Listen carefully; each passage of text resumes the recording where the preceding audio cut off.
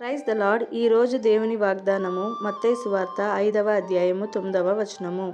సమాಧಾನಪರಚುವಾರು ಧನ್ಯುಲು, ವಾರು దేవుని ಕುಮಾರುಲನಬಡುದುರು. ಈ ದಿನದ ದೇವರ ವಾಗ್ದಾನ ಮತ್ತಾಯ 5ನೇ ಅಧ್ಯಾಯ 9ನೇ ವಚನ. ಸಮಾಧಾನ ಪಡಿಸುವವರು ಧನ್ಯರು, ಅವರು ದೇವರ ಮಕ್ಕಳು ಅನ್ನಿಸಿಕೊಳ್ಳುವರು. இந்த நாள் கர்த்தரின் வசனம் மத்தேயு அதிகாரம் 5 வசனம் 9. சமாதானம் பண்ணுகிறவர்கள் பாக்கியவான்கள், அவர்கள் தேவனுடைய புத்திரர் எண்ணப்படுவார்கள்.